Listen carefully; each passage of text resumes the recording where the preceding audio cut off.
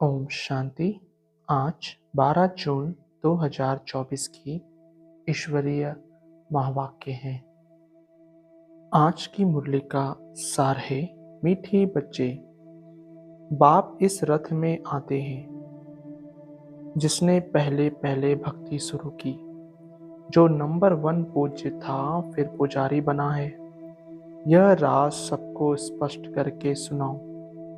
आज का प्रश्न, बाप अपने वारिस बच्चों को कौन सा वर्षा देने आए हैं? उत्तर, बाप सुख शांति प्रेम का सागर है। यही सारा खजाना वह तुम्हें विल करते हैं। ऐसा विल कर देते जो 21 जन्म तुम खाते रहो, खुट नहीं सकता। तुम्हें कौड़ी से हीरे जैसा बना देते हैं। तुम बाप का सारा खजाना योग बल से लेते हो। योग के बिना खजाना नहीं मिल सकता है। धारणा के लिए मुख्य सार। पहला, ऊंच पद पाने के लिए पूरा फॉलो फादर करना है। सब कुछ बाप के हवाले कर ट्रस्टी हो संभालना है। पूरा वारी जाना है। खान पान रहन सहन बीच का साधारण रखना है, न बहुत ऊंच न बहुत नीच। दूसरा, बाप ने जो सुख शांति ज्ञान का खजाना विल किया है उसे दूसरों को भी देना है। कल्याणकारी बनना है। आज का वरदान, पवित्रता की गुह्यता को जान सुख शांति संपन्न बनने वाली महान आत्मा भव। स्पष्टीकरण, पवित्रता के शक्ति की महानता को जान। पवित्र अर्थात पूज्य देव आत्माएं अभी से बनो। ऐसे नहीं कि अंत में बन जाएंगे। यह बहुत समय की जमा की हुई शक्ति अंत में काम आएगी। पवित्र बनना कोई साधारण बात नहीं है। ब्रह्मचारी रहते हैं, पवित्र बन गए हैं, लेकिन पवित्रता जन्मी है। चाहे संकल्प से, चाहे वृत्ति से, वायुमंडल से, वाणी से, संपर्क से सुख शांति की जननी बनना, इसको कहते हैं महान आत्मा। आज का स्लोगन, ऊंची स्थिति में स्थित हो, सर्व आत्माओं को रहम की दृष्टि दो, वाइब्रेशन फैलाओ। ऊंची स्थिति में स्थित हो, सर्व आत्माओं को रहम की दृष्टि दो, वाइब्रेशन फैलाओ।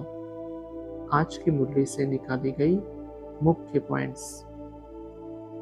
अभी तुम समझते हो यह पढ़ाई पढ़कर लक्ष्मी नारायण विश्व के मालिक बने हैं। किसने बनाया? परम आत्मा ने। तुम आत्माएं भी पढ़ाती हो। बड़ाई यह है जो बाप आकर तुम बच्चों को पढ़ाते हैं और राजयोग भी सिखलाते हैं। कितना सहज है।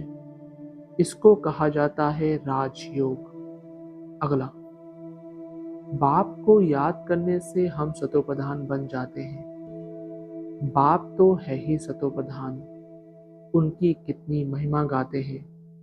भक्ति मार्ग में कितना फल दूध आदि चढ़ाते हैं। समझ कुछ नहीं। देवताओं को पूजते हैं, शिव पर दूध फूल आदि चढ़ाते हैं। कुछ पता नहीं। अगला, अभी तुम बच्चों को बाप बैठ पढ़ाते हैं। उनको कहा जाता है कल्याणकारी। बाप अपना परिचय देते हैं। मेरे लिंग की तुम पूजा करते थे। उनको परम आत्मा कहते थे। परम आत्मा से परमात्मा हो जाता है, परंतु यह नहीं जानते कि यह क्या करते हैं। बस सिर्फ कह देंगे कि वह सर्वव्यापी है, नाम रूप से न्यारा है, फिर उस पर दूध आदि चढ़ाना शोभता नहीं है। आकार है तब तो उस पर चढ़ाते हैं ना। अगला, बाप टीचर बन पढ़ाते हैं, तुम मनुष्य से देवता बनने के लिए पढ़ रहे हो। देवी देवता है सतयुग में, कलयुग में होते नहीं। राम राजी नहीं जो पवित्र रह सके।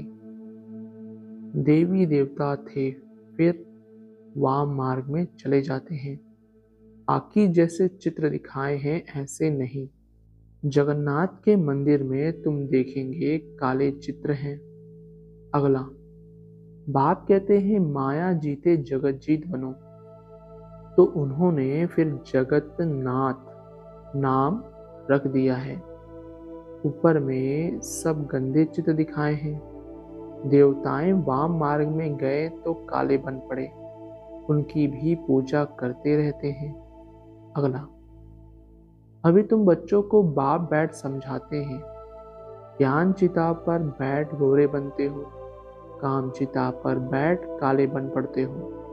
देवताएं वाम मार्ग में जाकर विकारी बन पड़े, फिर उनका नाम देवता तो रख नहीं सकते। वाम मार्ग में जाने से काले बन पड़े हो, यह निशानी दिखाई है। अगला, शिव बाबा कहते हैं हमने क्या दोष किया जो मुझे काला बना दिया है। मैं तो आता ही हूँ सबको गोरा बनाने, मैं तो सदैव गोरा हूँ। मनुष्यों की ऐसी बुद्धि बन पड़ी है जो कुछ भी समझते नहीं। शिव बाबा तो है ही सबको हीरा बनाने वाला, मैं तो एवर गोरा मुसाफिर हूँ। मैंने क्या किया जो मुझे काला बनाया। अगला, ऊंच पद कैसे पाना है, वह तो बाप ने समझाया है। Follow father. जैसे इसने अर्थात बाबा ने सब कुछ बाप के हवाले कर दिया। फादर को देखो कैसे सब कुछ दे दिया। भल साधारण थे, न बहुत गरीब न बहुत साहूकार थे। बाबा अभी भी कहते हैं तुम्हारा खान पान बीच का साधारण होना चाहिए, न बहुत ऊंच न बहुत कम।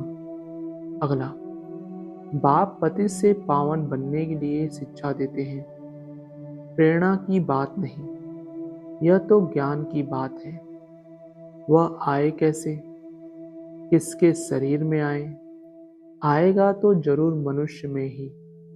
किस मनुष्य में आए कोई को पता नहीं है सिवाय तुम्हारे।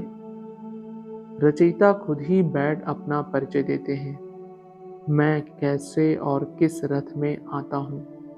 अगला, मैं उसमें आता हूँ जिसने पहले पहले भक्ति शुरू की। द्वापर से लेकर भक्ति शुरू हुई है, यह हिसाब किताब कोई समझ न सके। कितनी गुप्त बातें हैं। नंबर 1 जो पूज्य था वही फिर नंबर 1 पुजारी भी बनेगा। खुद ही कहते हैं यह रथ भी पहले नंबर में जाते हैं, फिर 84 जन्म भी यही लेते हैं। मैं इनके ही बहुत जन्मों के अंत के भी अंत में प्रवेश करता हूँ। इनको ही फिर नंबर 1 राजा बनाना है। अगला, रुद्र शिव बाबा जो ज्ञान का सागर है उसने यज्ञ रचा है ज्ञान देने के लिए। अक्षर बिल्कुल ठीक है, राजस्व स्वराज्य पाने के लिए यज्ञ। इसको यज्ञ क्यों कहते हैं। यज्ञ में तो वह लोग आहुति आदि बहुत डालते हैं, तुम तो पढ़ते हो आहुति क्या डालते हो। तुम जानते हो हम पढ़कर होशियार हो जाएंगे, फिर यह सारी दुनिया इसमें स्वाहा हो जाएगी। अच्छा, ओम शांति मीठे बाबा, शुक्रिया बाबा। ओम शांति ब्राह्मण परिवार, ओम शांति।